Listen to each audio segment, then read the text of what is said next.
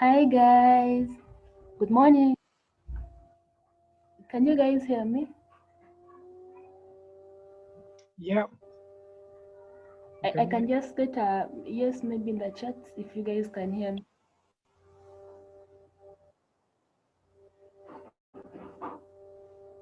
Can you hear me? Okay. Good morning guys. How are you? How is your morning? My name is Rehmana Chibuka and I'm going to be your co-host today. Um, I, um, uh, I think let's first give some 5 minutes for people to join in so we can start officially. Yeah? Okay. I'm giving in 5 minutes for more people to join in so we can start our presentation officially.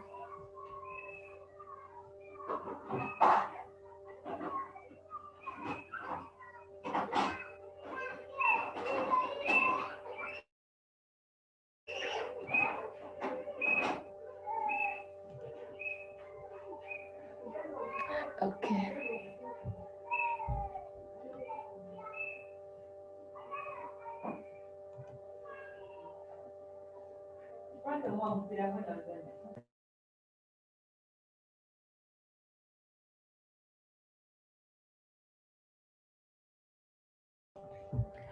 Maybe in these minutes, as we wait for to join in, we can give maybe brief introductions of ourselves.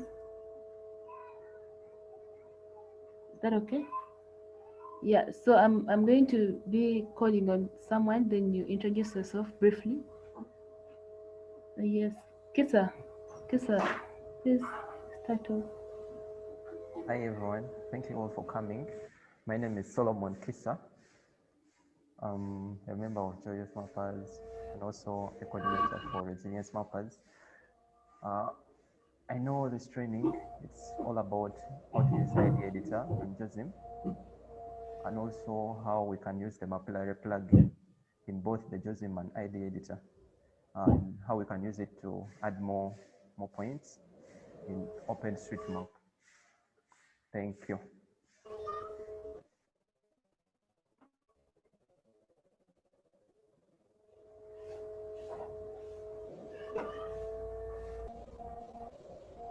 Okay. Timadri, please.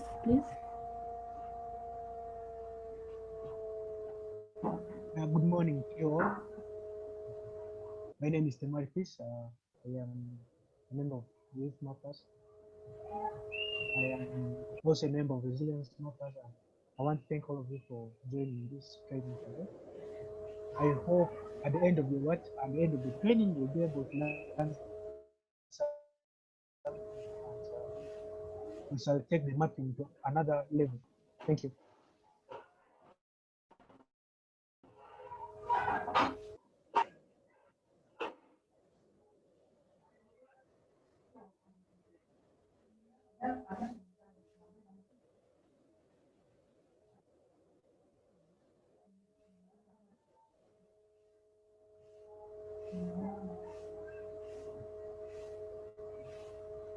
Okay.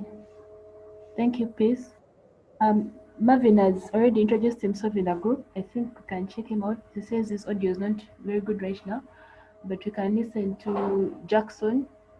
Jackson Chivelege. Hello everyone. Yeah, good morning. I'm Jackson Kiberege. I'm an independent map and I volunteer with Map Uganda. Thank you.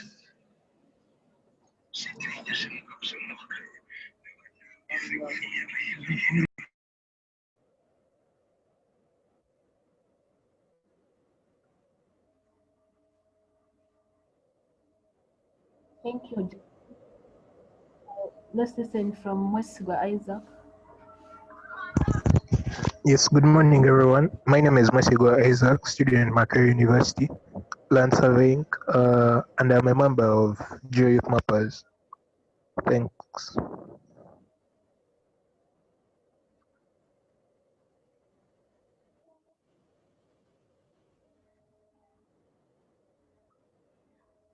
Thank you, Isaac. Evelyn Tumwa. Hello. My name is Namwende Evelyn Tumwa, a member of Mappers for Life Chapter, Uganda Christian University. Thank you.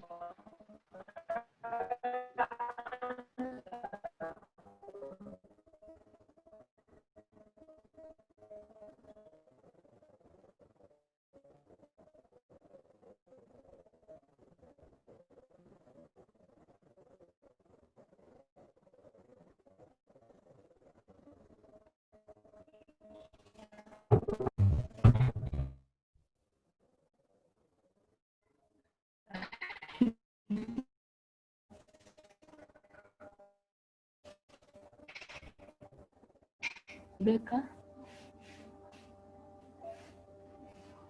Hello? Hello. Yes, yes.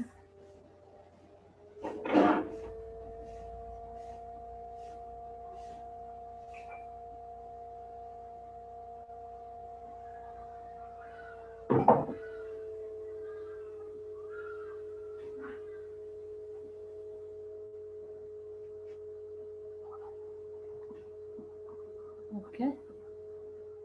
Okay. So, Ayeba Rebecca, are you there?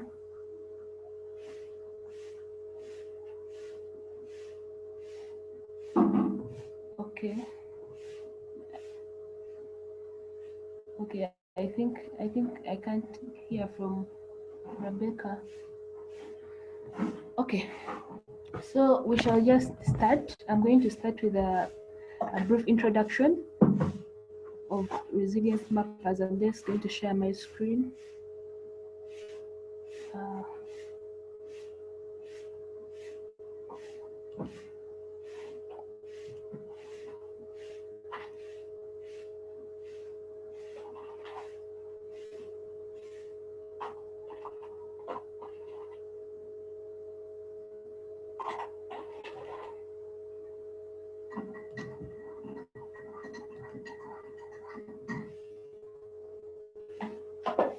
Okay, can you guys see my screen?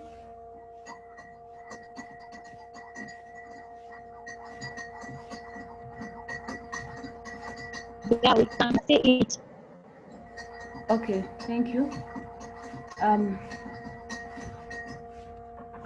going to talk about who we are, what we are here to do, like a brief introduction about resilience mappers.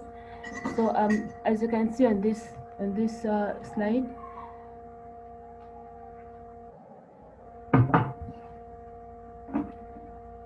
we are doing open mapping for resilience in cities. This is what we are here to do, open mapping in resilient cities. So we are aiming at goal 11 of the sustainable development goals, which is sustainable cities and communities. Like most of us, almost half of us are living in cities, and the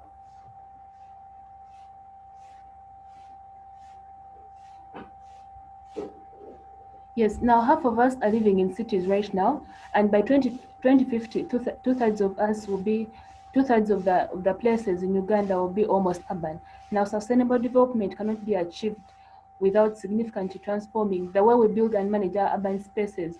Now, when the cities grow as a result of the population's rising, we need to come up with ways of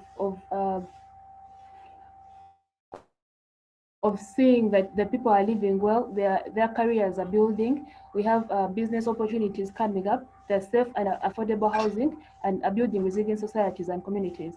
Now here, how this goal is going to be achieved is by creating green public spaces and improving urban planning. And here, this is what you are here to do. Mapping is going to improve the urban planning of our cities that we are going to live in for better living. Now, just like other cities are developing, Kampala is one of the most of the biggest cities the biggest areas in Uganda, and the way we are living is so vivid that people are living in slums in a capital city, and people are living in slums, and it is so obvious that the poorest people are the ones who are in these slums, and they're more prone to outbreaks like diseases, cholera, the coronavirus, because of the way they are living. They are so packed. They do not have uh, their ways of living are not so pleasing. So here we're coming to map and help the government and the the NGOs that have intervention programs in these places to come in and plan for these people so they can stay better. So who are we? Resilience Mappers is a group of 5 students. We're all currently studying at Macquarie University, studying land surveying and geomatics. We are an online volunteering mapping community that respond to providing map data in areas where the government and the aid agencies expect to have intervention programs in Uganda. So we create maps that are open source. Even you that is going to map can use it. So we create OpenStreetMap as a platform to provide geospatial. We use OpenStreetMap as a platform to provide geospatial data to these authorities.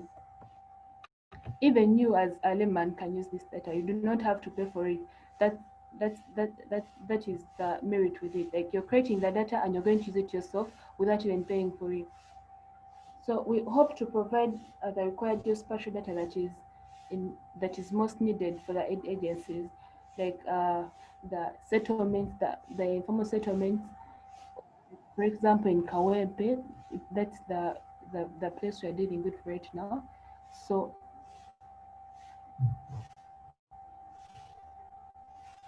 we are going to trace out buildings and roads from the satellite images, like you're going to see how I'm going to tell you using our computers. Now we can also visit the ground to collect the points of interest and localize the data as we're going to see. So from the satellite imagery, we create the maps like here, and from the and we like you can see on the left it's the satellite imagery, and on the right is the product. And like you're going to be doing yourself. I'm excited. You're going to be doing it yourself, and you're going to love it. I'm sure you're going to love it too. So this is one of the products, the sample products. So this one was showing a map of Gaba informal settlement. Like you can see, this is one of the outcomes that you're going to have, you as the person who's going to contribute in this project. Yes, thank you. Without wasting time, I'll go to our first editor. This is called the ID editor. We have very many types of editors, but for this project, we are going to be using the ID editor and the JOSM editor. So it's okay if you have your machine with you, you can be doing as you're going to do, or you can just take simple screenshots for maybe for references later. So ID editor, I'm going to first take us through how to get an OSM ID, because you cannot map with the ID editor or the JOSM if you do not have an OSM ID. So you can open up a new tab. So let me just close this one.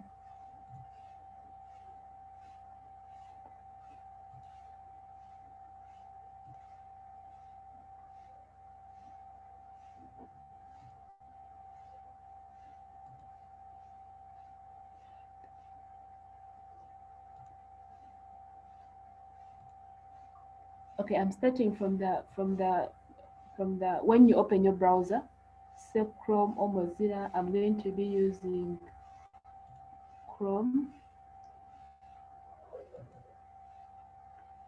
So you just have to type in hot tasking manager. hot tasking manager, and these are the results that will be found. So you just have to select this, the first one, hot tasking manager, is one you're going to be using to do the editing. It's the browser that has these tasks that Solomon created. So at the first layout, this is what happens. You have the tasking manager here loaded. You have explore projects, and then learn and about. So it's a good habit if you keep looking through these things here. You have to you can learn how to create maps. Like if you do not find this presentation satisfying, you can come here and learn how to map. You can know about tasking manager and the OpenStreetMap. You can also, if you have, now here is where you start doing the projects. You have a project number that you can be provided in say in the group. You have a project you're going to be dealing with.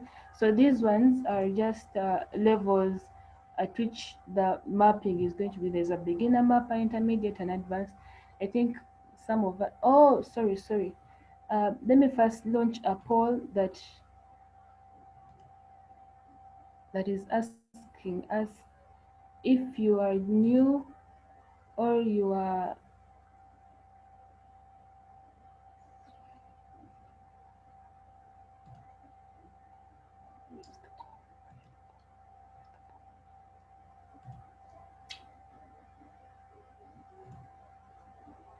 Solomon. Solomon. Yes. Hello. Oh, okay. Let me launch it on your behalf.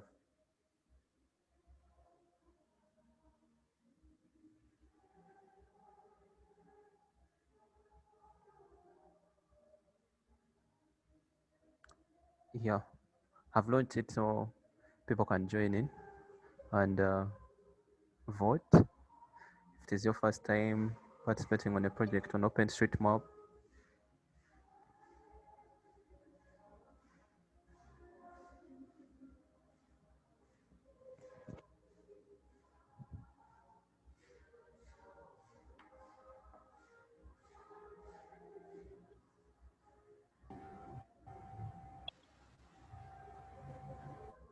Hello.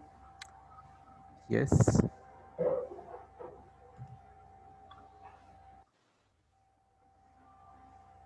Okay. So I think one more person to vote and okay.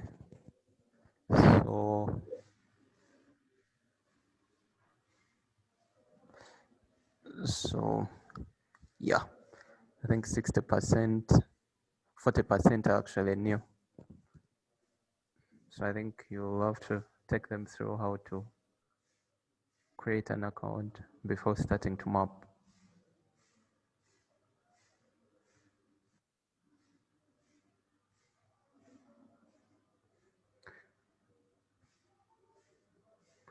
Remy, back to you.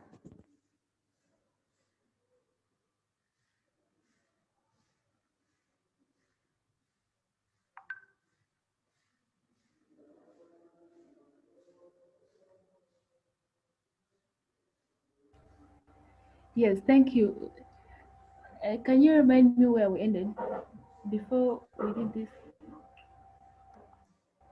You are on the tasking manager. Oh, okay. Yes.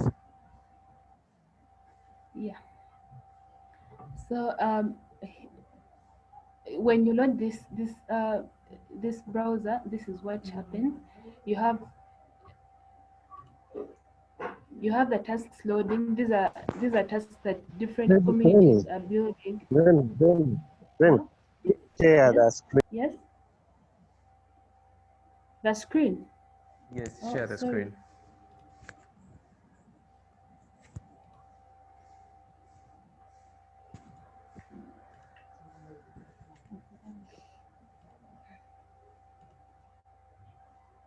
Yeah, I think you can now see, right?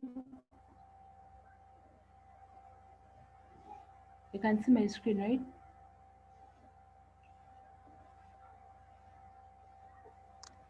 Yes, you see my can see it. screen? Yes, yes.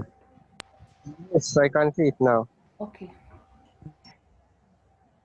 Yes. So how do we start mapping? Here this is when the whole activity starts. You have to log in if you have an OSM ID or username. But if you do not have, then you have to first sign up. When you come here to sign up, they will tell you to please provide your name and email address. So you fill in these credentials as you please, and then you go to next. You just have to follow the instructions. At the end of it all, you have an email sent to your sent to your Gmail or Hotmail or whatever email you're using, so you can confirm. So when you confirm, I already have a username, so I do not have to create another one. But it's like the normal ways of getting usernames from all the that we sign up for. Yeah, that's okay. So you have to just put in your name, your email address.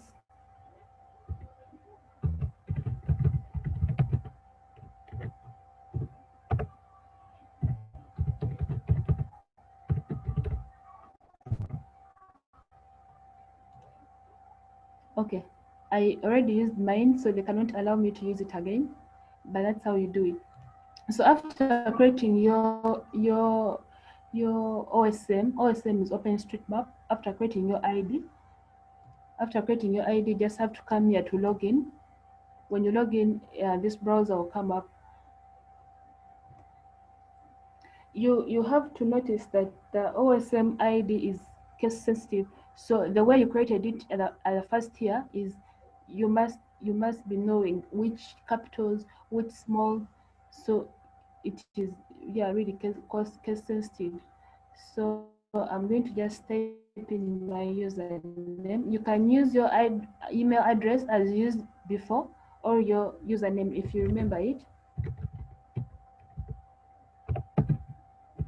But you should be remembering the username.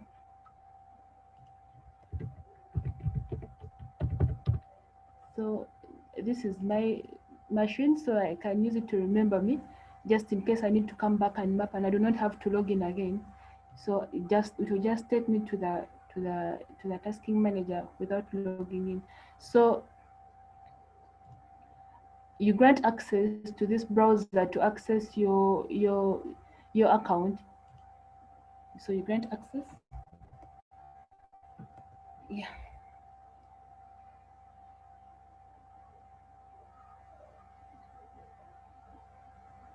So when you grant access, this browser will just reload. So you have your account signed in.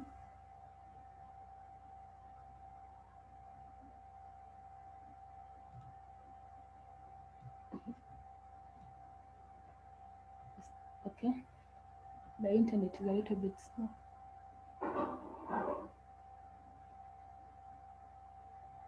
Yes. So you can, and now you can see I'm logged in already. I'm already start. I'm ready to map. I'm ready to contribute to OSM. Yeah. So you have my contributions. You can see how much you've contributed. You okay? Right now, some of us are beginner mappers. Some of us are intermediate mappers, and some of us are advanced already. So you can see how much you've contributed to OSM here. You can see the projects you've contributed, the tasks you've been, the teams you've been signed to, or you can learn how to start mapping. You can learn about OSM, like I said earlier. So here you have explore projects. I think we already have our projects. I do not think I know we already have our projects for resilience mappers. So I'm just going to type in the number here. We have very many projects running, but I'm going to choose one of them and just write it there. So I have task 9488. So you'll see it here, informal settlements mapping. We are going to be mapping Kazo, Angola, Kampala. So I'll just select it. Loading. Yes, so here is when you start contributing. You have a map is going to show up here. Just the internet is slow. So here you are going to start contributing to the project that you chose.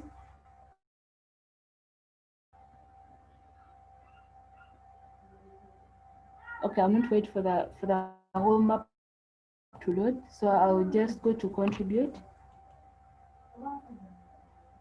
If you miss any step, you can maybe just write in the chat so I do not.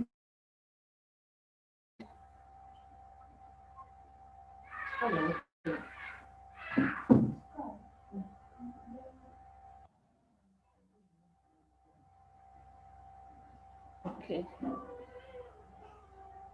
So we have the two types of editors here. You have the JOSM and the ID editor. I'm going to start with the ID editor. So okay, here I already logged in into a task. So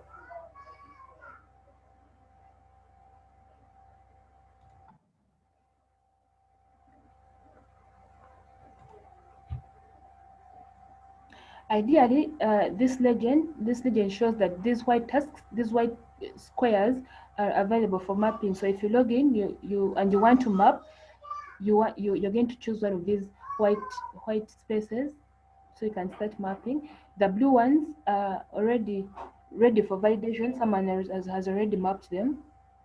Yeah. Then you have, if a validator logs in one of these tasks and is starting to validate and the task needs more mapping, they'll flag it this color. We do not have any here because we haven't started validating yet. But if it's yellow, that means you can also log in and start mapping again because it needs more mapping or corrections. The dark green already finished. We haven't validated any here. We have here this gray. It's unavailable. Maybe the imagery was bad. We do not have any priority areas here right now, but then this one shows it's locked. So when you select a task, it will give you that lock, or this one or this one. But I've already logged into this task. Ideally, if you haven't opened a task, it will show start mapping. But now I already opened the task, so it will show me resume mapping. So the instructions right here on the left are very important. If you're going to start mapping, you need to read the instructions before you start mapping, because different tasks have different instructions. Maybe you're using this imagery, you're doing this and that. So instructions are very important. And here we have the imagery. You're going to use the Esri word imagery, or you can switch to Maxa, you can switch to Bing, or any imagery that is better for you, like it's more visible for you to use. So you ought to read through these instructions so you know what is required for that specific task. Yeah, you can also see your contributions here after mapping. You see, these are some of the people already contributing. Yeah. So I'm going to resume my task that I already opened, and I'm going to be using ID editor.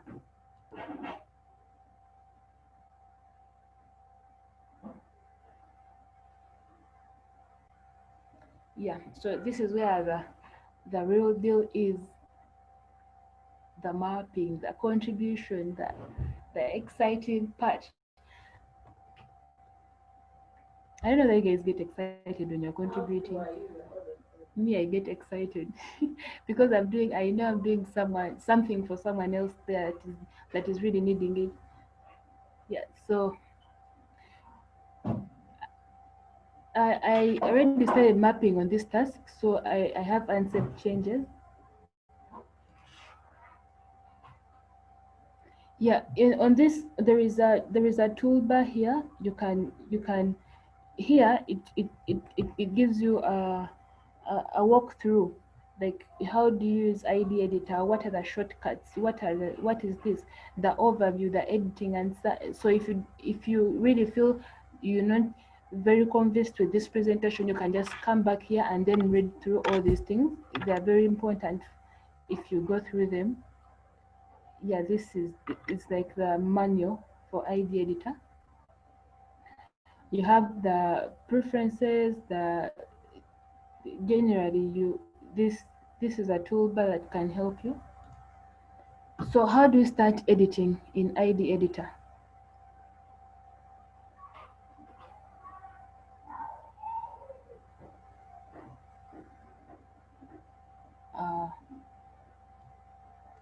I already this is the area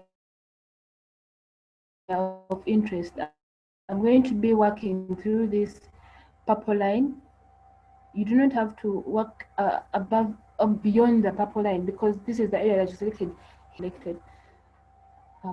Ideally, they are usually mapped places. For example, like in the city, some people already mapped.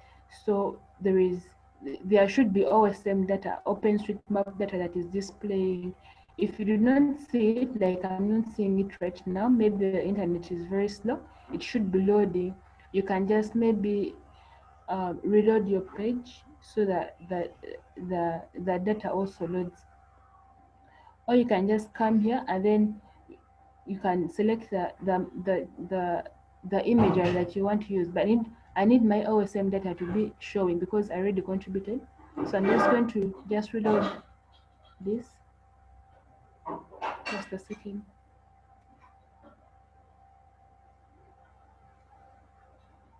Are there any questions so far?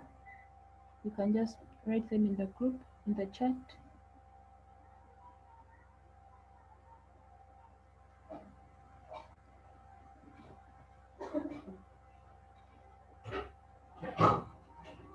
You can still see the instructions here. It's very important to read instructions so you do not have to go astray.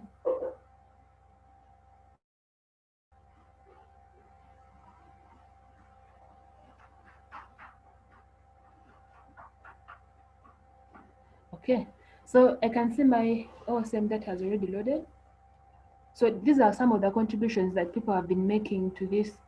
There are different projects, not exactly this one, but they already have contributions.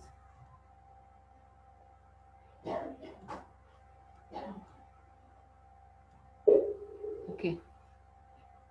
So usually you have different images. Most people, very many people are using different imagery. So you may find there are some offsets from the imagery and the OSM data that you're having right here. So you do not have to shift these buildings to match your imagery. You just have to come here, the background imagery, and then when you slope down here, there is what you call imagery offset. Yeah, so you just have to offset your imagery, this imagery, to match this data that has already been mapped. So you just have to click to extend to where the work is until you see it fitting. I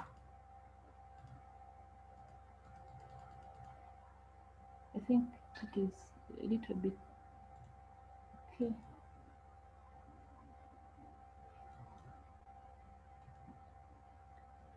Okay, I think that's fine, a little bit fine. Yeah, so you can see that this task is almost done. Someone has already mapped it. So I'm just going to show you how to start editing in ID Editor. I'm just going to delete one of it, and show you how to add a building. So here you have the point, you have the point, you have the line and the area. Points are usually for points, like maybe a signpost. Say you're putting a location, you're tagging a location on a building. Say this is maybe city shoppers, and you can use a point to say. Let me just show you point, and then I point it there, so you can see the location has already come. Yeah. So when you click on it, that's it. And you can edit the picture. But I'm going to show you how to do the buildings. So the area, you come to area, or you can use the shortcut 3. You can just press 3, and then this plus sign will come. So you just have to outline the building. Just simply outline the building. it's good practice. You really zoom out to see the outline of the building. So when you're ending, you double click at the end of the building.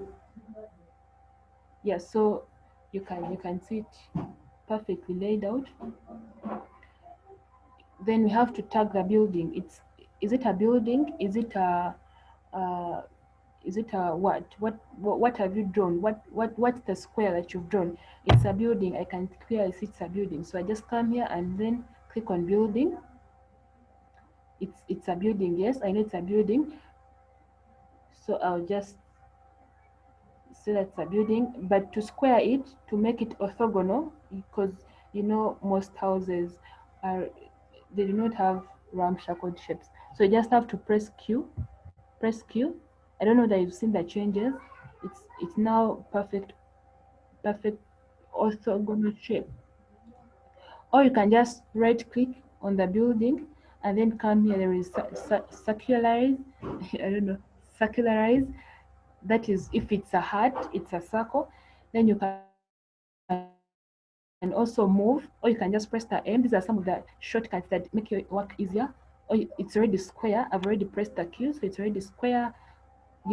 All these things you can rotate, you can copy and paste it somewhere that you don't want to keep drawing and just copy and then paste, and then maybe do it very well. So that is how we draw the buildings in ID Editor. And then the roads you just have to use a line,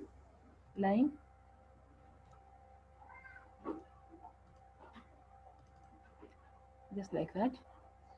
And then you can tag the line here. Is it a road? Is it a primary road? A primary road is the main road. Is it a second? Is it a tertiary road? Is it a footpath? You can all find those here as I'm going to show you. If it's a line, what is it? Is it a residential road? Is it a path? What is it? You know? That all comes from the instructions. If you've been told that if the road is Maram, then that is a primary road, then that's what you're supposed to tag it as. That's why instructions are very important. You have to read the instructions. Also, it is important you look at the arrows. Where does the road go? Some, you may draw a road and then it's showing this side, yet actually it's on the other. It's the actually it's the this is the direction of the road. You can see the cars are moving to the other side. So it's important. For example, if you're using some of this data, you yourself, as you say you're driving and you're using this data, it is important to see which road am I on, where does it go. Like, for example, if you do not know the place well that you maybe you're driving to, you need to see some of these things are very important, and that is why it is very important to to critically see what you are doing. You have to give it passion. Passion is very important. You know. So I'm just going to hit this road because it's already showed here. Someone already drew it here. Yeah. Like you can see, they have the arrows pointing to where the road.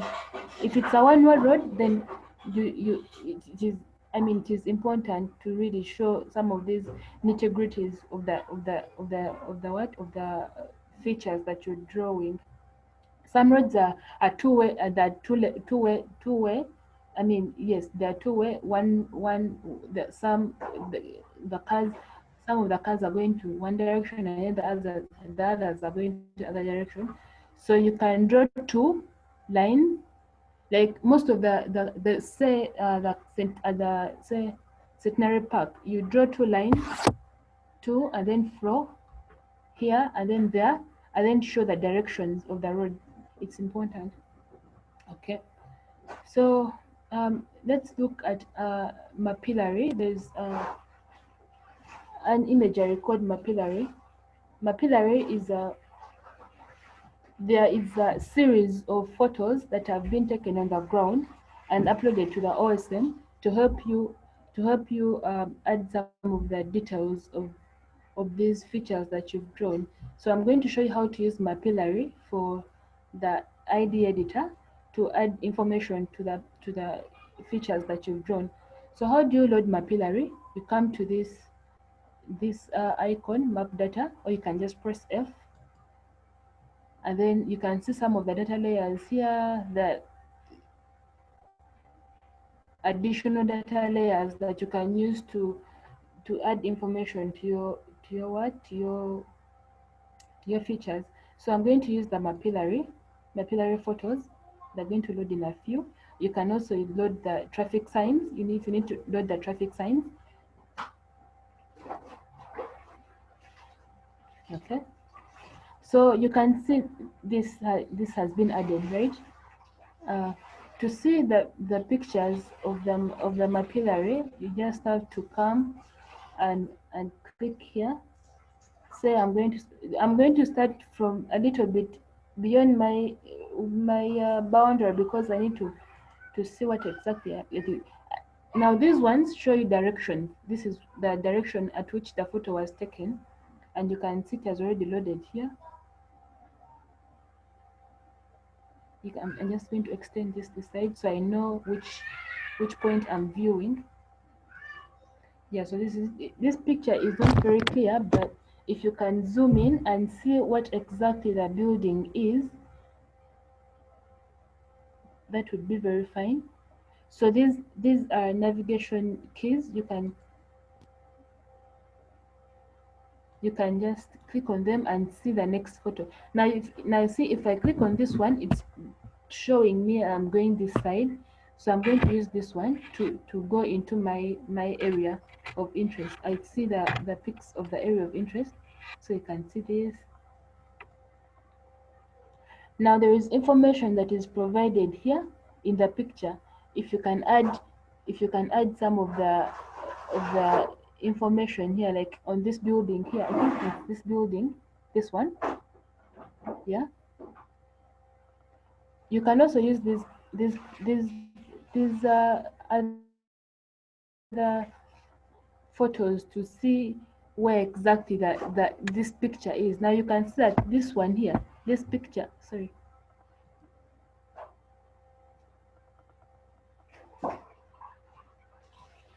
This picture should be for this building here, one of these buildings here, right?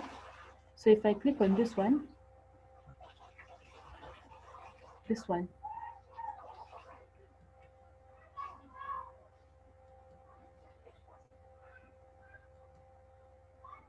it will take you to another place. Yeah, I want this one. Yeah, so this one, it's one of the buildings. This one, mostly this one here, I think it's this one here. Yeah, so I can just click on this building. I can see now which information can I add that is being availed from this building. This one here.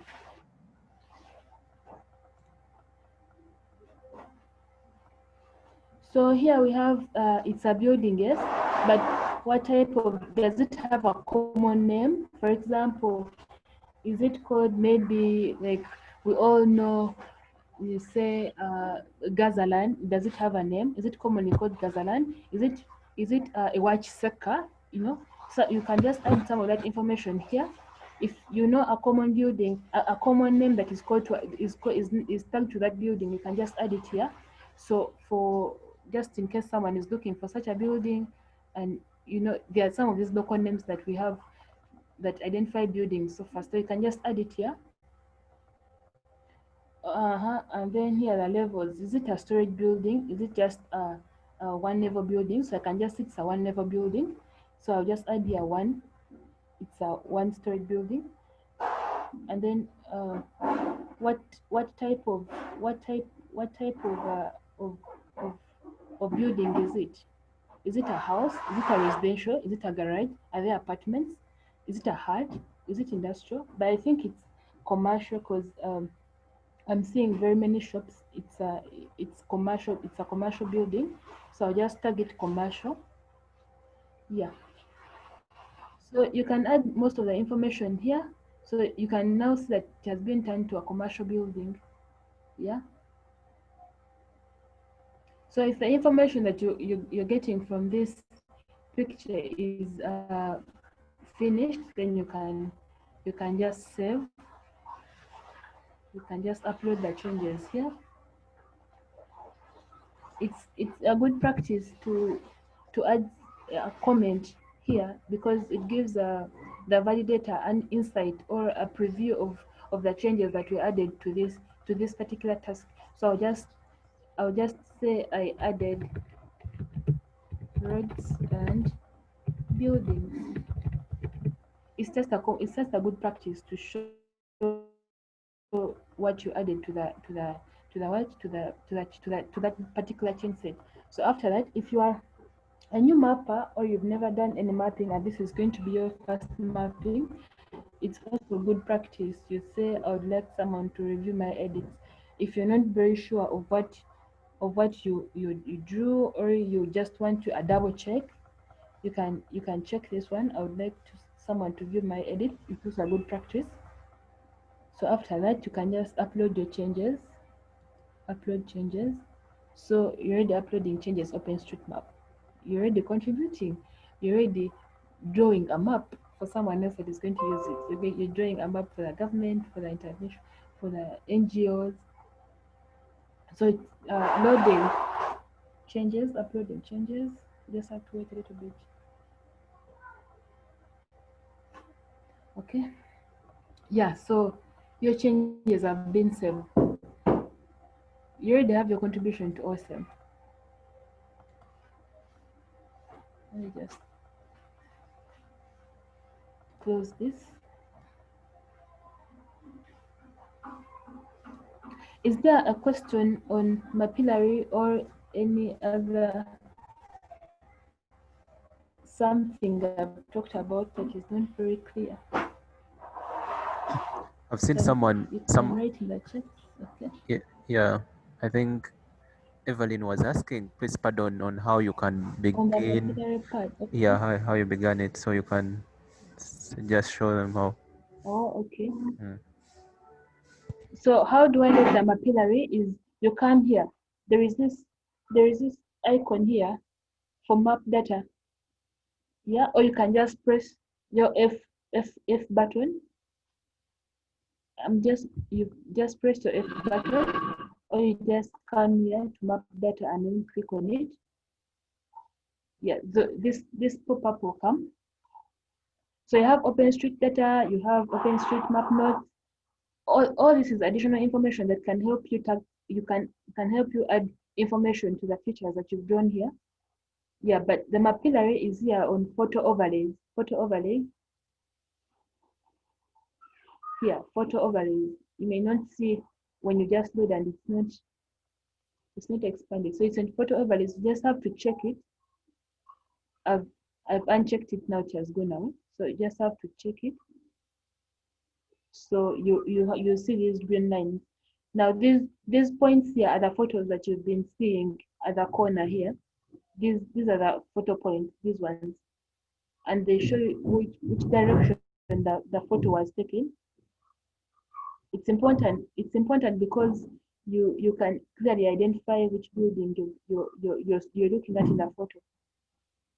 Yeah, so this is the Mapillary photo overlay that you are going to use, this one. So after you've checked it, you just have to close it and then it will appear here. That is how you see. You just have to click on that and it will load. Yeah, and these are the panning. You can just pan left and right just to see what are the neighboring places. Maybe you could identify the place very well. Maybe you are resident there, you know. It also shows you traffic signs, though this one is not very clear. You can't see it very well. But here, it shows the traffic sign here. So if there was another photo taken nearby, maybe you could see it. It could be in another Mapillary photo overlay somewhere, maybe in this other side. Let me first check this one.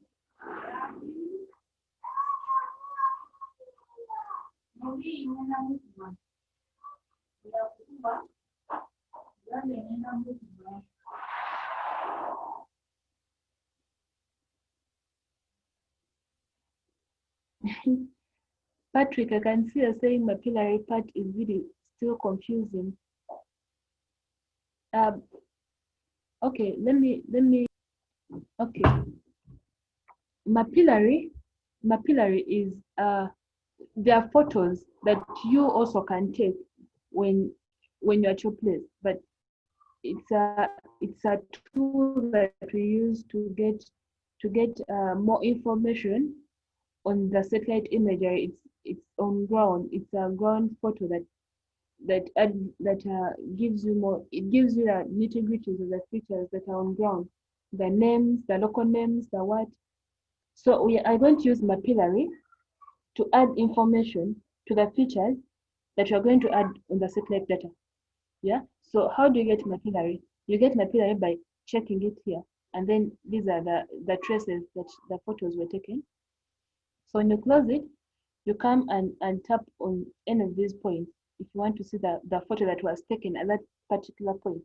Now it will load a picture that is I don't know. This picture is for the point. This is the picture that was taken at this point. It could be for building here or on the other side, but the direction really matters. Now this picture, it really shows that this person was here and was taking a picture this side. This is the closest building. You can see this is the closest building here, and is this one. It shows the how near the image the person was to this building. It cannot be this side. Otherwise, if it was this side, it would be a little far. The camera would be a little further from the building. So it needs a little interpretation and analysis to see some pictures may not be so obvious that it was taken for this building, but you just have to use a little analysis. You can just span side and side and see what exactly you are seeing. Now you can see this picture here is for the whole road, so it's the road. So I can just say this one here was for the side the buildings on the side of the road, which is this way, which is the nearest is this one here. Yeah. Okay, let me choose another. Maybe let me choose another task that with more mapillary imagery, so we can see. Is that okay? So I'm just going to flag this one as done because I think it's done. I already tagged most of the features and most of them are on the road. This traffic sign I couldn't see. Okay, let me load another task so we can maybe appreciate how mapillary works.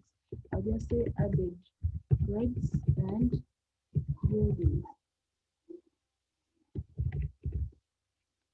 If you haven't finished the task completely, it's not good to say yes. You just say no so that someone can just start off from where you ended. It's not a crime that you haven't finished the task. Maybe it's just too big for you to finish, or you have done your best. So you just have to flag it no, so someone can start from where you started and finish it maybe. So I'll submit that one. Or if a task is too big for you, you can just split it. But you can just do part of it and then flag it no, so someone can start from where you ended. Okay, let me choose another task for mapillary.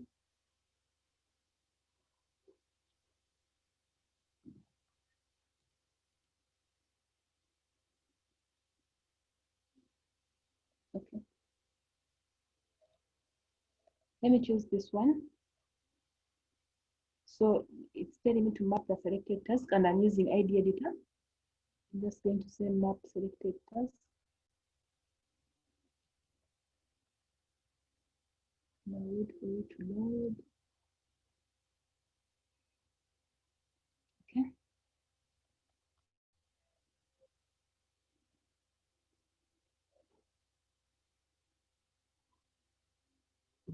You can also change the background imagery here. You can use the Bing, you can use the Esri, You can use the Azure, the Mapbox, Maxer. You can just go alternating this imagery until you get the best imagery that can give you the best view of the features of the world.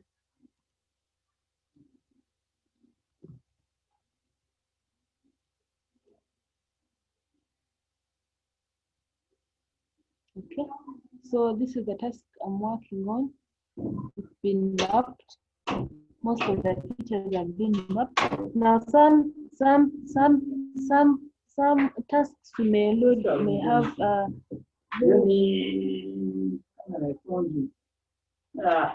how I say that. Some tasks may be having already mapped data but disorganized. It's okay to just organize them, or you can delete if it is very necessary to delete, or you can just remap them. You can just correct them. I'm just going to go straight to the Mapillary part. So we said we go here and then check Mapillary here.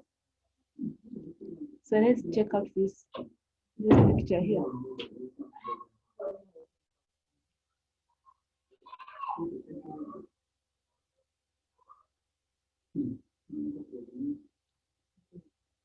Loading.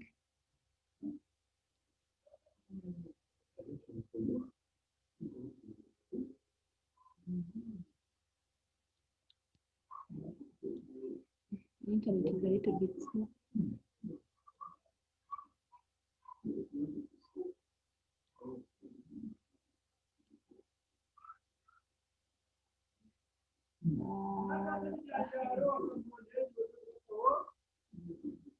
Let me choose another imagery.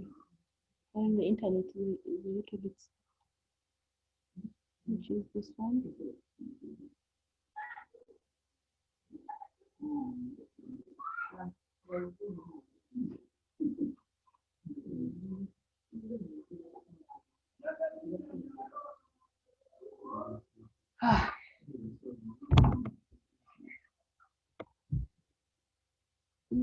Sorry, the imagery is a little bit slow.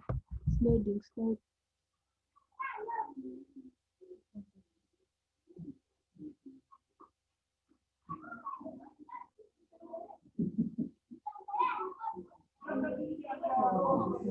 Remy, you can try Okay, reloading the maybe page. let me go to. First, try reloading the page.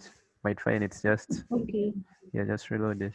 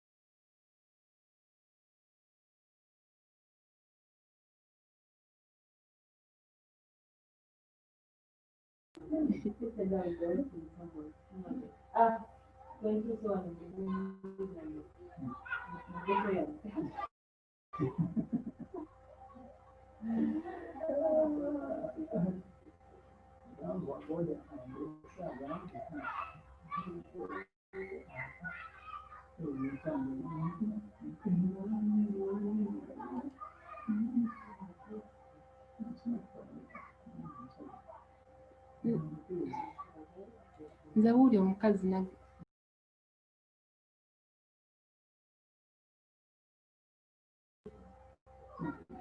Let me load the Mapillary image again. Oh, it's already loaded.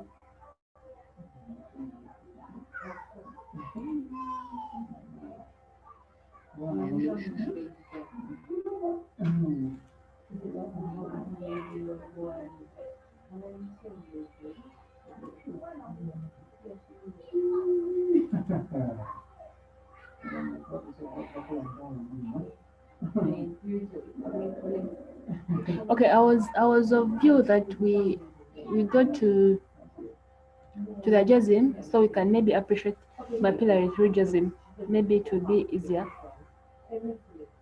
because I need to go through JOSM and I'm going to explain also with Mapillary. Is that okay?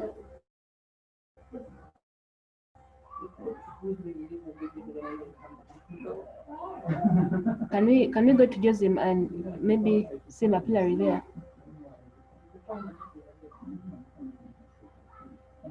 Okay. So JOSM is called Java OpenStreetMap. It's also an editor that is like ID editor. But with JOSM, you have to have the application, the JOSM application. So how to get the JOSM application? You just have to go here to your browser and then search for the Java runtime environment. It's the environment that runs JOSM, because JOSM runs with Java. So you have to have the platform that runs the JOSM. So it's called the Java runtime environment.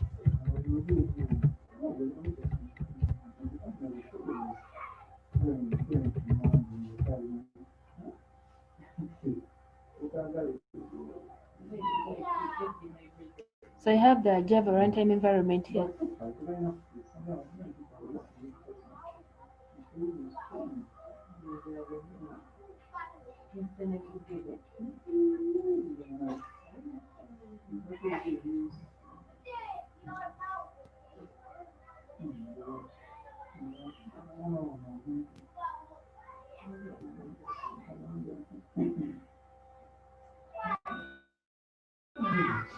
So you need to download the Java runtime environment and the JOSM itself.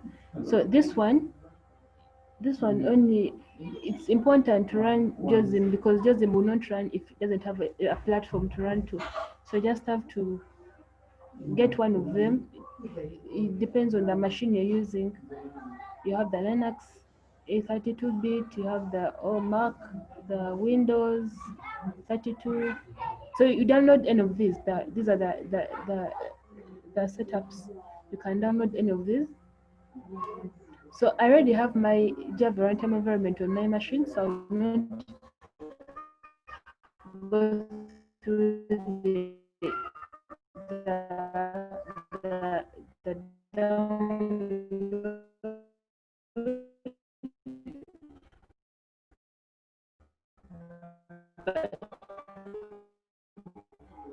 This is how you download the Java runtime environment. So after downloading the runtime,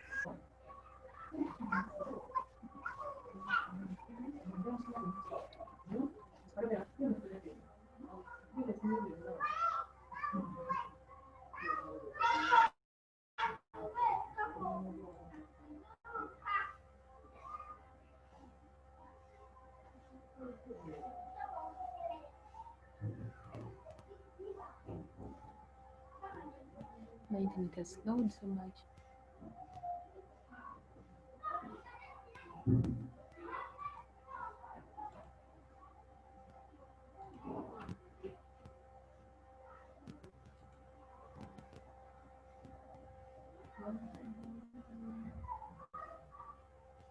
Okay, so this is where I download the JOSM.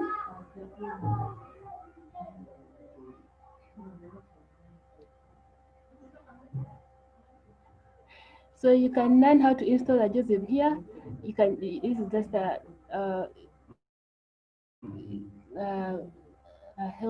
user manual that can help you download it. So you can just download. It comes, and when you download, you just have to follow instructions. Next, like the way you install any other application. So it will load like this. This is how it will appear. The JOSM. So you just have to open it. So still, also with the JOSM as it loads here, you have to go back to the first steps that we had, where you log in and the hot tasking manager, log in, you know. So let me just close this one and go back to the other. So they already added the building. So I'm just going to say it's not complete, but they added roads and the buildings.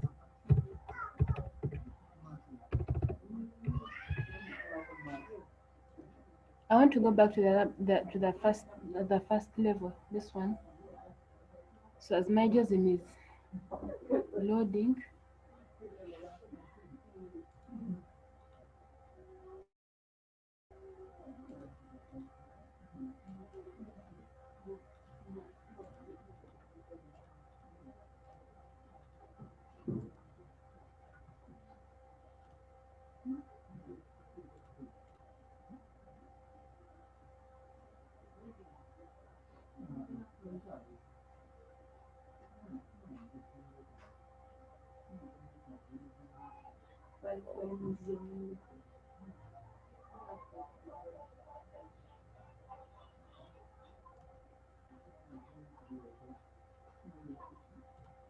It's taking its time.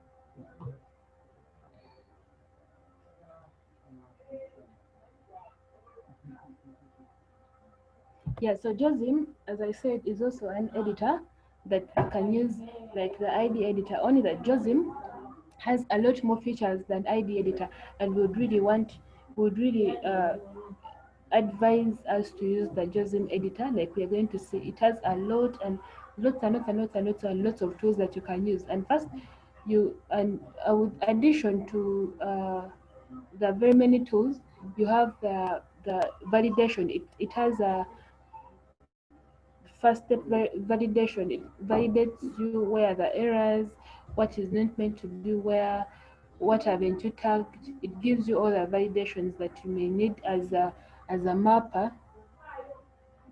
I don't know why it's not loading.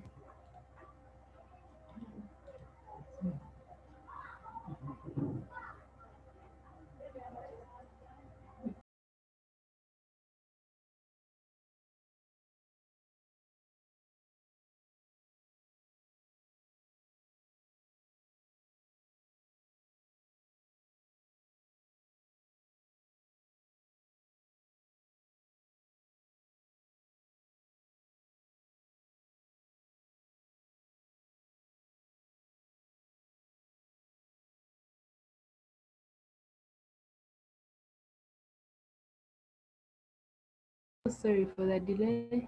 It's taking time.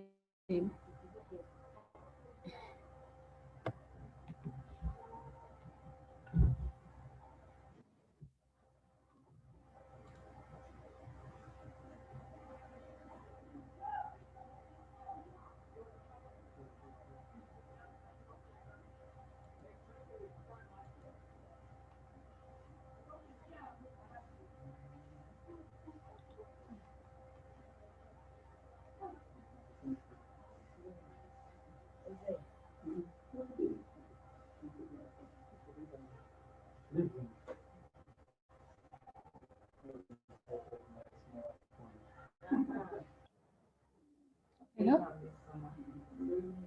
Hello?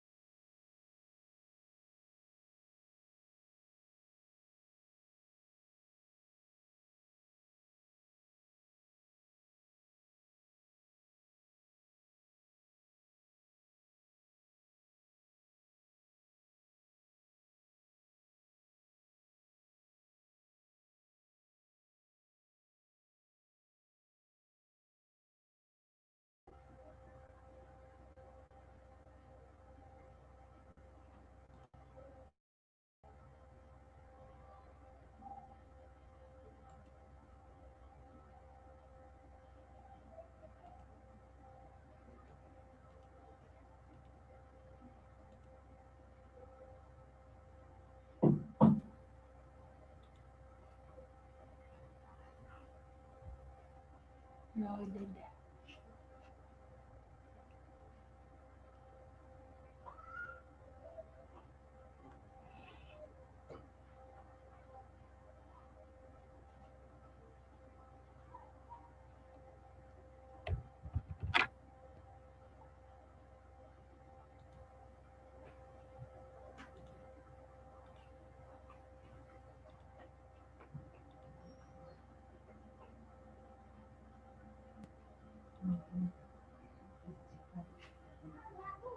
nakugambye ekipale kirungi sooka yambale mutwa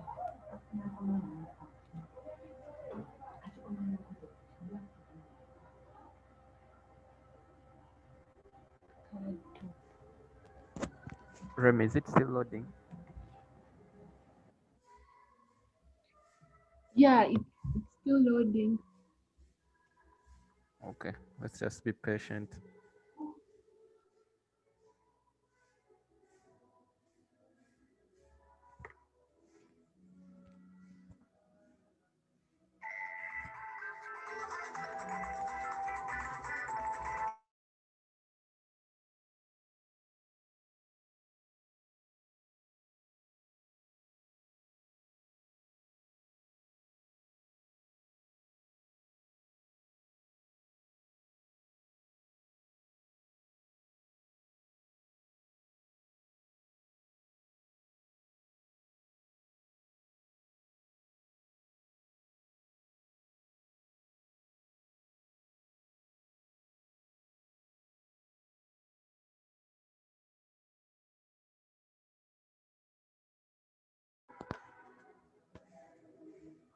Okay, I think Remy has got a problem with her laptop, so let me just share how to use JOSM.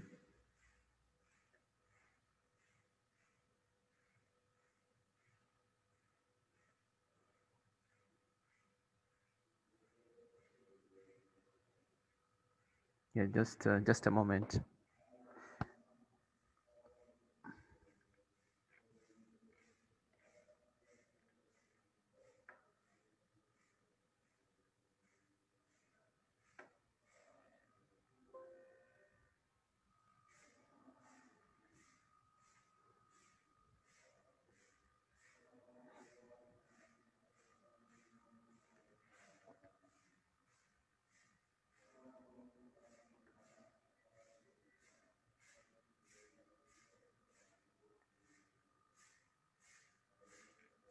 So this is the link that I've shared in the group,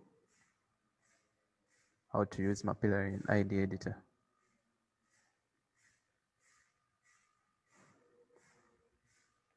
So the next thing is Zoom.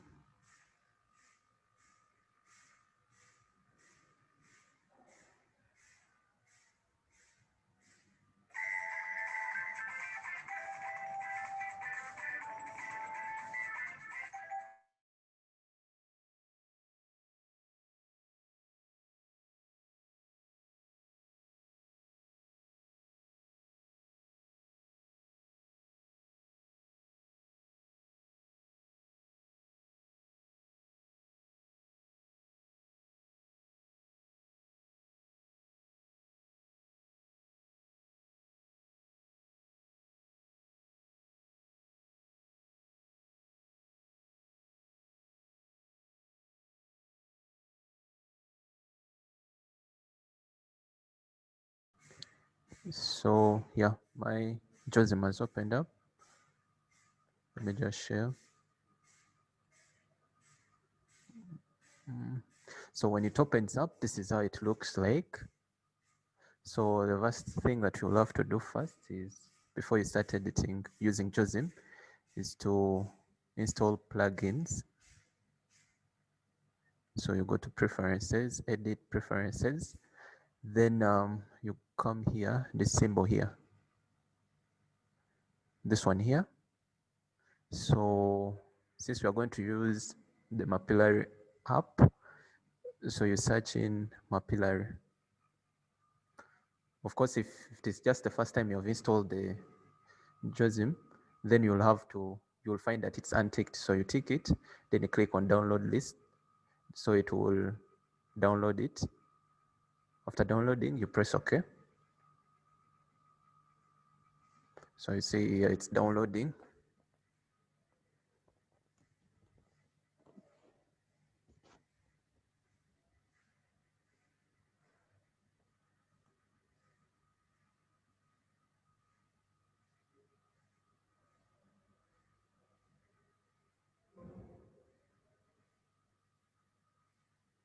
Okay, it has been downloaded. Then the next step would be now to go to the tasking manager on your browser. So I'm going to do that. Let me share my browser. So this is the browser. So I go to the tasking manager.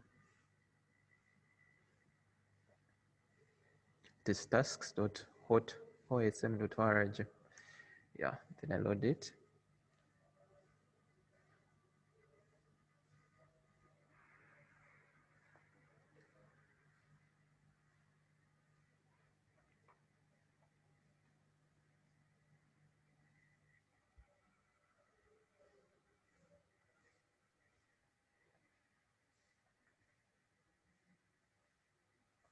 You can click on Explore Projects.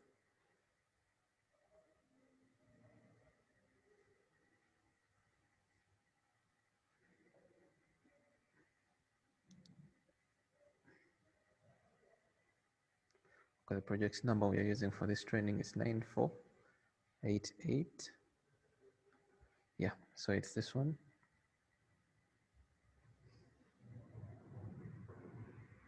So after clicking that, after reading the instructions, what the project is about, then click on Contribute.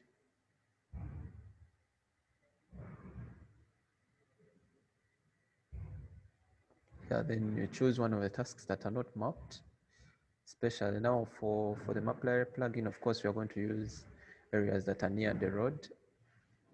That's where maybe you can zoom through and see. Maybe here the roads, maybe you just suspect maybe they took some Mapillary images there. So you click on Map Selected Task. Sorry, just a moment. Okay.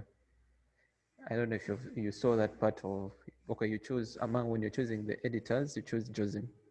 I just forgot to show that. Then after that, now this is what will load up, just the map data. So the next thing you come to imagery, then use the Esri world imagery. So you see it, you see most of the buildings actually have been mapped in this area.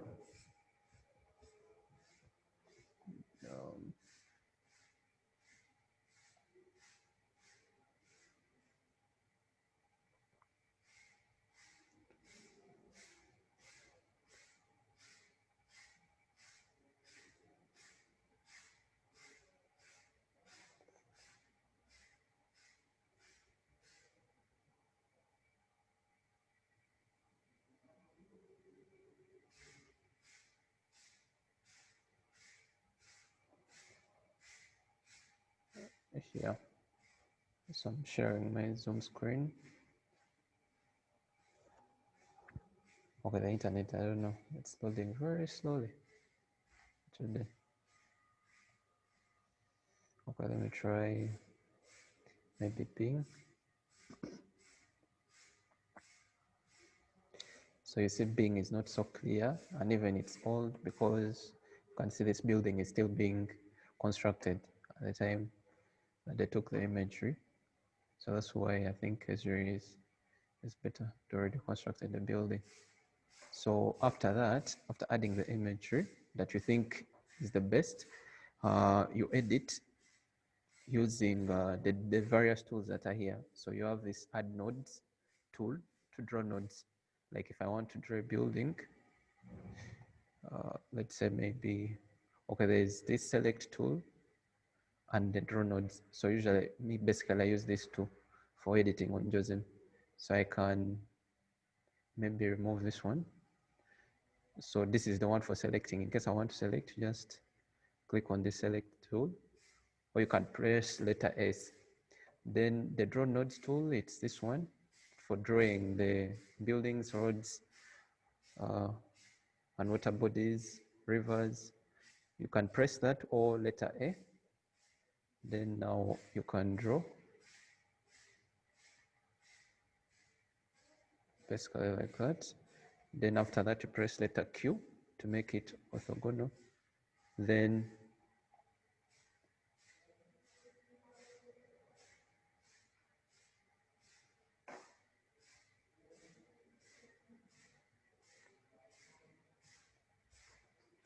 Okay, this building crossing, so I can select it. I put it away. I don't know even if it is one building. I think it's actually one building, there are not two. So I can remove this one. Maybe the previous image, it wasn't clear. So I had not yet selected. So you select this building and make it, yeah, you name it as a building. Of course, you don't know the name of the building, you don't know the levels, you don't know the height. So just apply okay.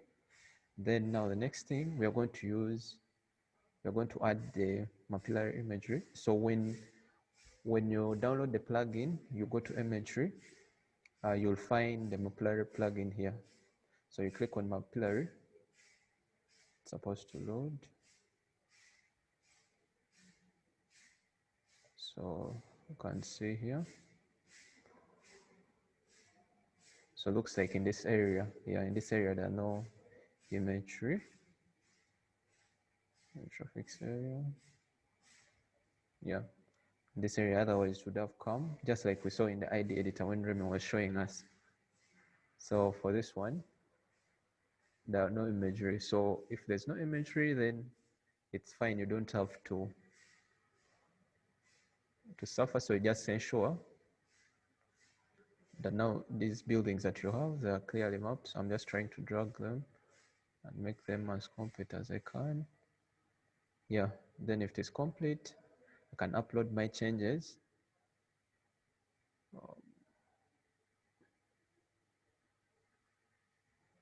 So let me choose another task that I think maybe has the mapillary imagery.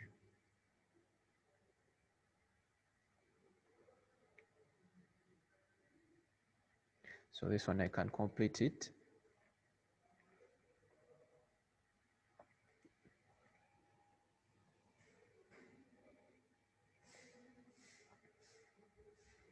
Maybe let me choose this one, which is a longer road, this main road. So I click map selected task.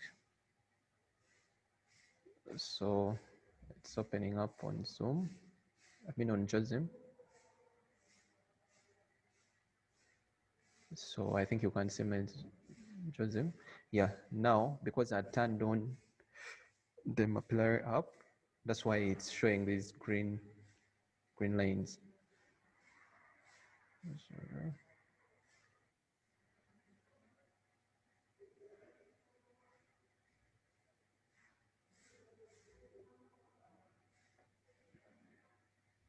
So you see. So the first thing, even before you start editing using the imagery, first ensure that you've mapped well. So maybe I have to offset the image. So I can come imagery offset for Esri, because I'm using Esri, then I just drag here so that I think it's fine around there. That's okay. Then ensure that all the buildings are mapped. I think so. Yeah. Then now click on the imagery. When you click on one, there's that. So maybe if you start from which end? So you can see that the image that they took is looking south. You see, this is the angle of capture, the angle they used for capturing. So you see it's looking south. So when I click on it, this is the image on this window. When you turn on the mapillary thing, this window will come up automatically. So I can press on this icon, click this icon here. This is the one which will maximize it in case I want to see it clearly. See that? So according to what you're seeing, you're seeing that this part here, it's this one.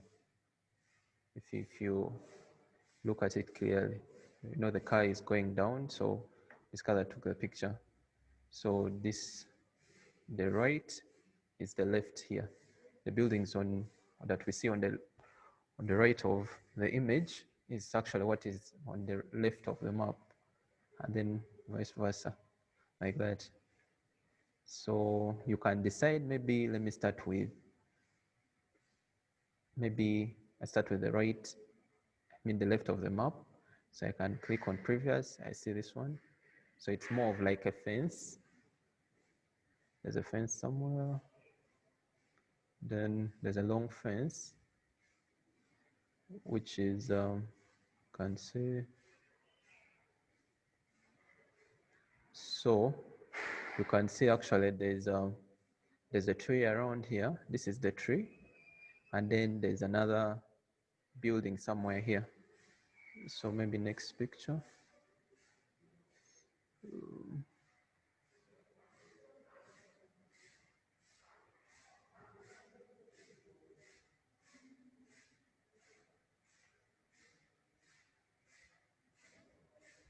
So this is zooming in.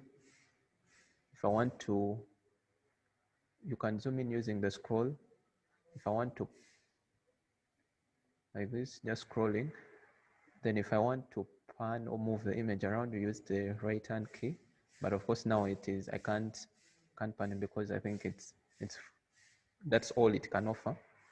So because I wanted to see maybe what kind of building this is. See that? So usually this is a fence, so we can't know exactly what is inside there. You might think it's a residential building, yet actually someone just there constructed the bar inside and just put a gate inside there. So you can't be sure, so you can't name that gate. So maybe previous pic, can't see that. There's another fence. It's saying that that's a sign, but you can't know which sign is that. So it's not clear. Then there. So we are seeing many fences around there. So maybe let's look at the right of the map. So you can see this one is saying this, there's this building here, the one on this side. So that's the one it's saying. So actually you can click on it. You can either click back this building tag. See that I've said it's a commercial already, someone had named it already, and it has named that it's on level 1. So you don't need to change anything. Then after that, you can click on the next picture. Previous, I think it's the same building still we are seeing. So I want to see the second building. Of course, now that was a bird. It was captured when there was a taxi. Of course, I think, sorry about that. I think there's this blue building that we are seeing. You might think actually it's a school, but we are not sure. See, so there's this building here. Oh, let me see. There's a building here. It was captured, but we are not sure. So of course we can leave that one, but I think it's one floor only. So we can just check it and see if it is one floor. Yeah, they had already put that it's one floor. Someone had tagged it as a commercial building. So I think it's a commercial building. So we can click next. Most of the buildings that are along the road, usually they're commercial. Even these ones.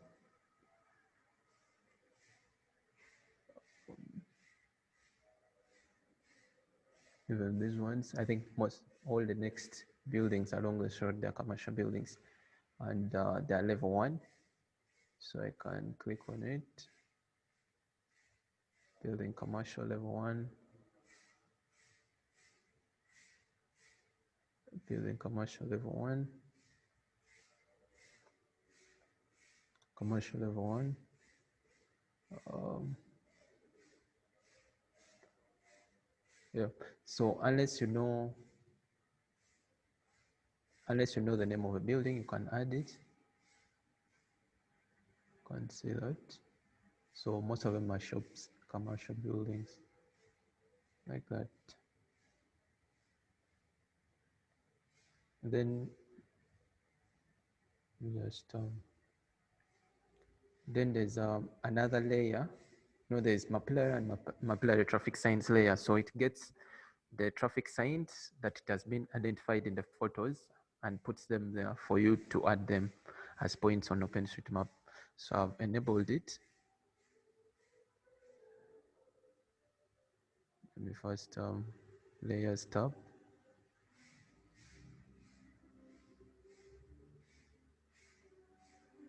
So let me first remove that layer. So, okay, here they didn't identify any traffic signs in this area.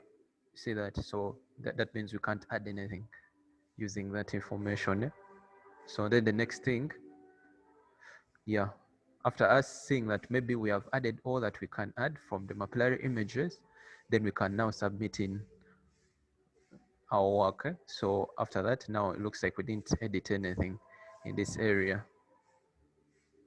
because the upload thing is not there.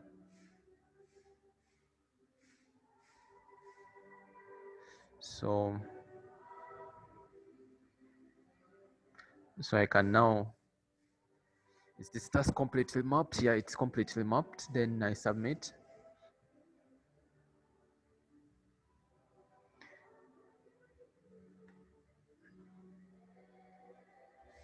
Then choose another one. There's someone who has logged in on this task who is mapping it. So I can't map there. So I can come to this one. Or maybe, yeah, let me choose this one.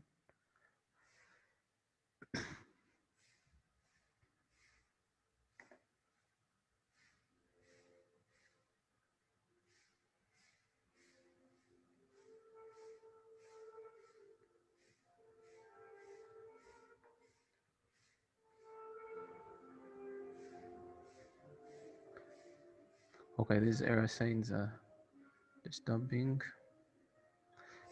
So you see most of the buildings are also here completely mapped and overlaid very well. So maybe I can just select these ones to do it, to move it clearly. Then there's this building, I think, which was supposed to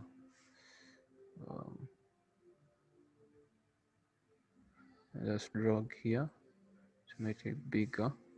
Then I select it, then I press Q like that.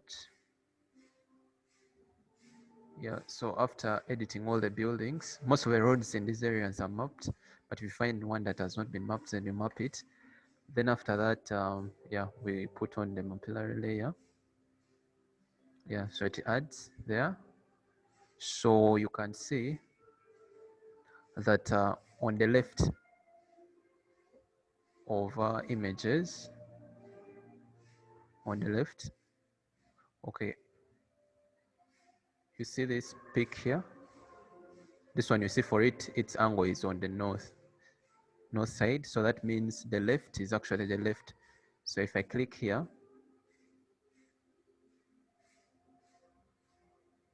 you can see this image actually, they identify the traffic road sign. So we shall add it later. So there's a building somewhere here, but looks like it didn't capture it. It captured somewhere ahead. So it didn't see it. Maybe click the next picture. Actually, you might find maybe this one captured it.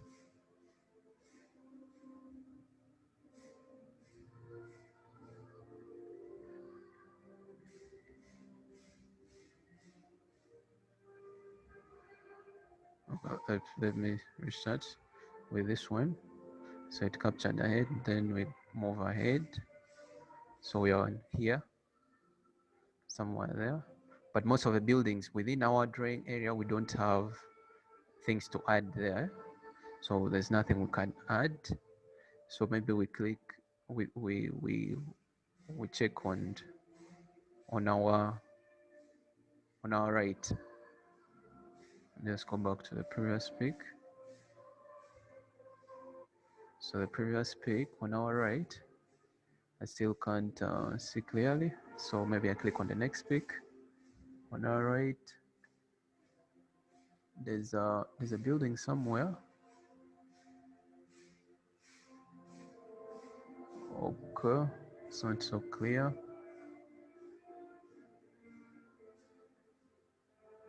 I can't see. Let me just continue.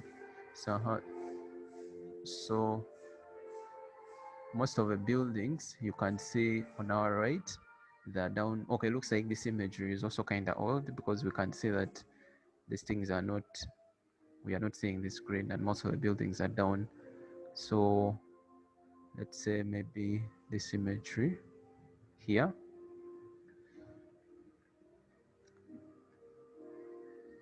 around, this is saying Mama Kevin Drugs Shop.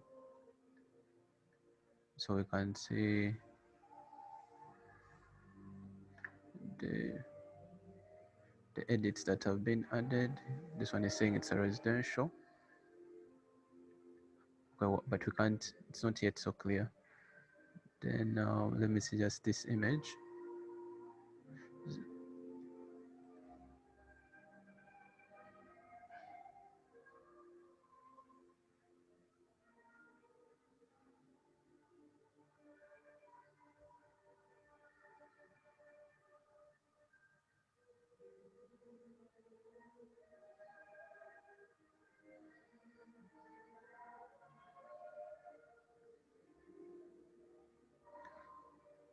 Sorry about that. So then I can see, I think this building over here, it's this one that has been the one you choose, it kind of in yellow. So I can see the tag, it's a multi-purpose and it's 1 story, because you see it's more of like a shop. See, we can still see it like that, or I don't know exactly. I think it's, no, this is not residential. Let me just see. Actually, I think it's more of this one. This is the one. And it's more of like a shop. So I can say instead commercial. It's not residential. Then continue. Okay, there was a building. I think from this image has been added, but according to these images, the Mapillary images, they're not there. I'll continue. Still continue.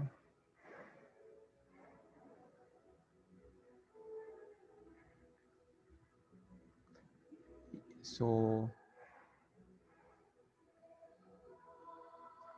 I can see that actually, are you seeing this black building here? So when I come there, you realize it's around here, but there's no building that we are having around there. Maybe that one you can draw it, there's no problem. You can actually draw it there and tag it as a tag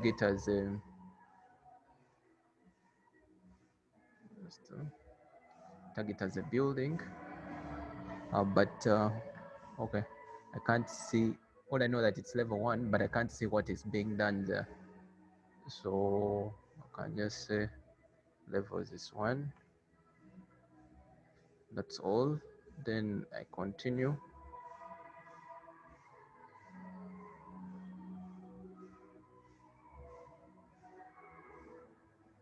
So it's saying that there's a building ahead, very ahead, but yet there's some building which is just next to it. I want to see that building. So trying to see if there's this one.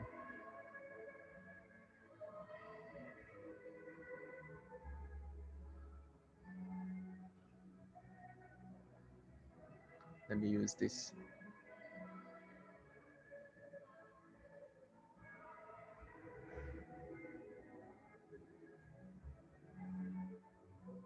Yeah, okay. If it is just ahead, I think this one here is it's like this one here, so I can tag it as a building, and it's commercial. Okay, here that put it multi-purpose. Yeah, I think someone had a better view, and saw that there are very many shops inside it. So I can see the previous one here. Previous one. There's this building around here. Okay, then there's one that I can't see clearly. can put this one. Now here the road has blocked it. I mean, this car has blocked it, so I can't see. But I can see actually this building here, it's this one. So I want to see, I'm seeing here Payway. I don't know what kind of shop that is. What do you think? I think it's also more of like a multi-purpose building. This one here. Let me just see what. So it's a building. Just put it as okay. Let me put it as commercial because I see people are just selling stuff there. I'm not sure whether there are very many things, and it's level 1. I don't know the height, so I can't put anything like that. There's this small building which is not, we can't see it here, so it's not good to always remove it. Just leave it there. So after ensuring that I've added all the features that I can get, remember we had spotted the traffic signs, then I add this traffic signs layer. You see it has identified there is one here.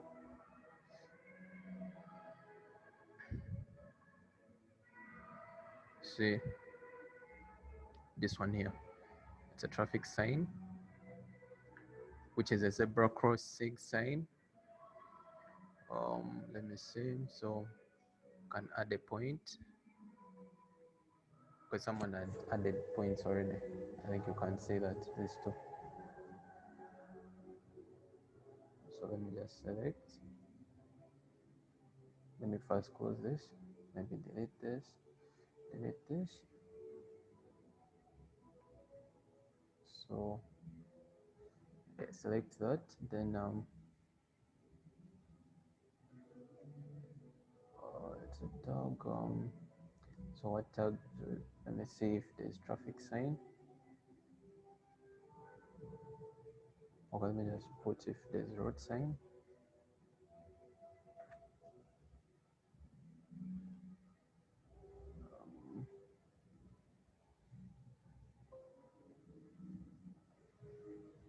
Can put that, it's a road sign.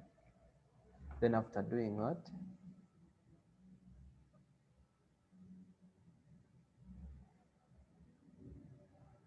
after making all the changes that I think are needed, then I click upload. So here it's saying unconnected nodes without physical tags. No tags, there's one node. Let me just see. Zoom to problem. Oh, it's saying that my tag I think has a problem. Do I have tagged it? Okay, select it. Let me select it. I think maybe road sign doesn't work. So I think, okay, someone can select it as a crossing and it's a zebra crossing, then click OK. Let me try to see. It's still an isolated not connected to some problem.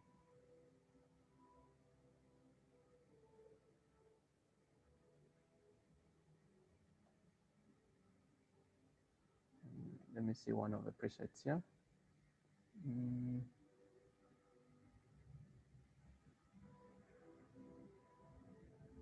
Blocking. Looking for the appropriate name I can give it.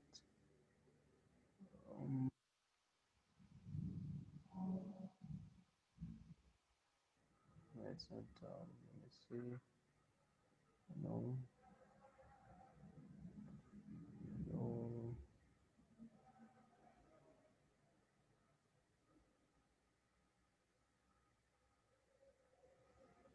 Transport, let me see. Crossing. Cable car.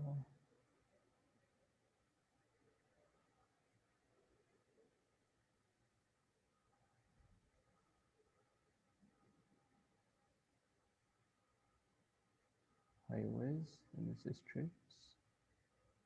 Access restrictions, ways, waypoints. Okay, yeah, I think waypoints. Can put pedestrian crossing. Okay, let me see.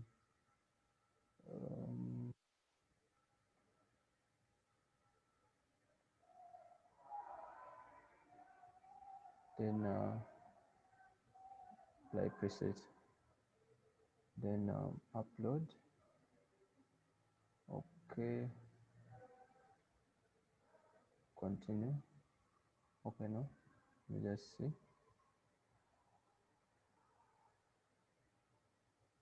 Just to confirm.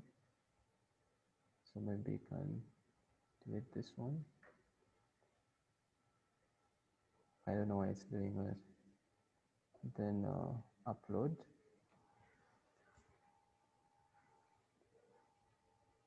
So after doing that, I can click on it.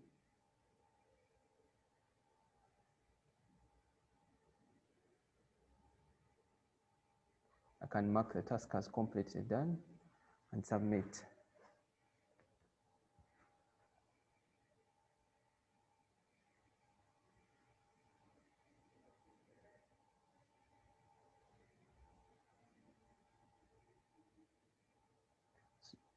So basically that's how you use the Mapillary plugin in JOSM.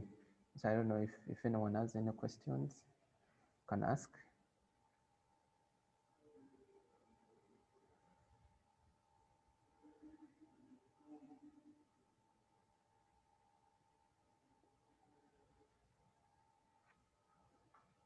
Any questions?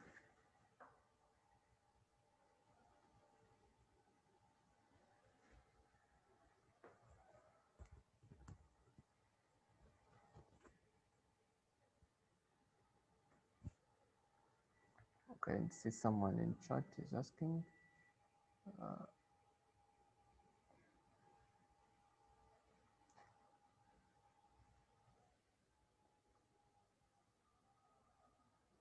Okay, someone is asking, please can you repeat how to tag signs? So for signs, like for this one, okay, for this image I can see only that, but usually road signs, traffic signs, most of them you get them, let me see, under presets, then highway. Not all signs are actually included, because most of the signs that okay, all the tags, most of the tags that are put, you know, JOSM is not developed by Africans, so most of the signs we may have them here, and yet for them they don't have them. So what we have to do is to tag something as close to what they have, what is available for us. So like if you come here on, I think it was highways, waypoints. So you know, if you've seen a traffic light somewhere, you tag it using traffic lights. If there's a stop sign, if there's a giveaway, you get that advanced stop line, mini roundabout. If there's a pedestrian crossing, so these are the signs. If there's a city limit sign, speed limit sign, there's a speed camera somewhere, you know, these cameras that they've put. Okay, maybe if there's also just a traffic camera like that. So these are the tags that we use usually for the traffic signs. So what you do, you come and double click, so it will create for you that point there. Then you come to presets,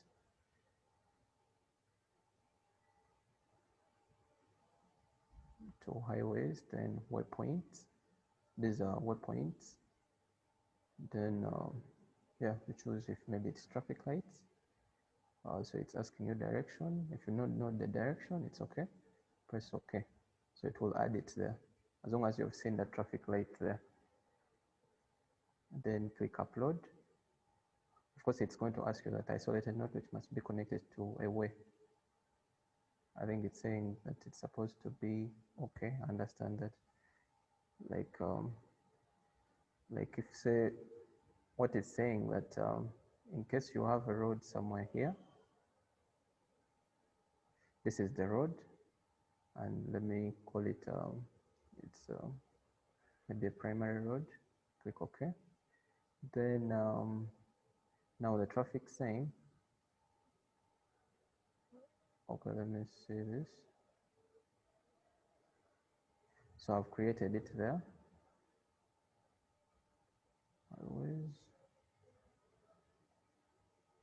waypoints, traffic lights, apply. So it says put it on that road. Okay, it's telling me that the name of this highway that I haven't named it, but now it has, so it means the points that are on the road, you have to put it that it's on the road itself. Like if there's a traffic sign and it's on the road, yeah, you put it on the road, you don't put it away from the road.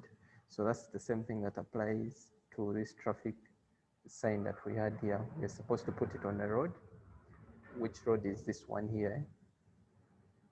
Which road is this one? So that's the traffic sign should have applied, or maybe we had to adjust. We had to adjust the road up to here, then we put the traffic sign on the road. The same thing that here, before you upload. Of course, the next error is telling me that I don't have the name of the highway. Of course, if I don't know it, you don't need to put it there. So you just continue uploading.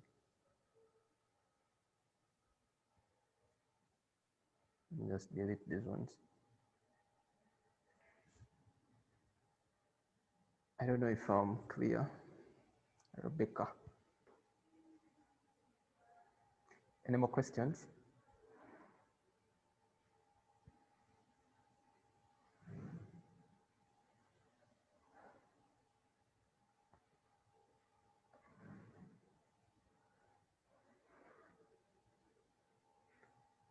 Okay. I repeat out tag signs.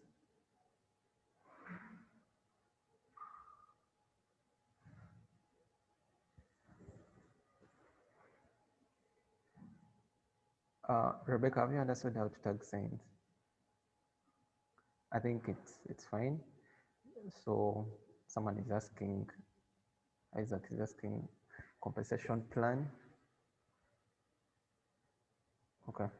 Someone is asking how we're going to compensate the plan. So what we have decided on for the training, we shall give a data stipend for the people who have attended trainings. So we have been recording like the people who have been attending. So those are the people who attend the training stipend.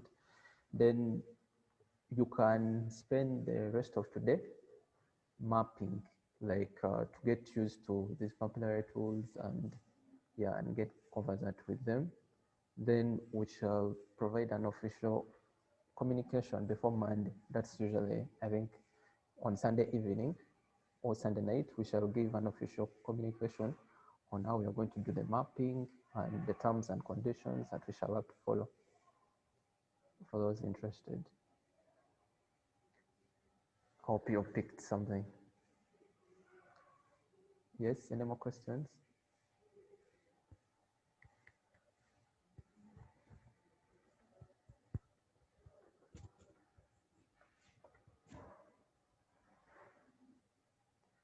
So I think I'm going to count I'm going to count 10 seconds. Then if there are no more questions, then we can just call it the end of the training and prepare for it for Monday. And also you continue also mapping just to get confident. So there's someone in the chat. Okay, Rahim, you can't wait to apply what you've seen. That's good, me too. Yeah, even is saying I think it's easier using Mapillary in JOSM than ID Editor. Yeah, and I would also advise us, all of us, to be using JOSM. We had to also train you on ID Editor so that you get to know that it's also in ID Editor. But since you're someone who is used to JOSM and you've been mapping in JOSM, then apply it in JOSM. Don't have to stick to ID Editor. And for the mapping, I think we shall have to use JOSM because that's when it's easier to track people's changes. All right.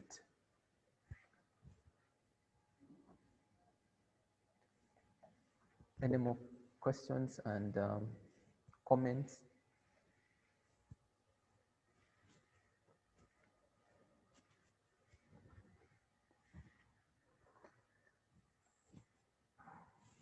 Any more questions or comments?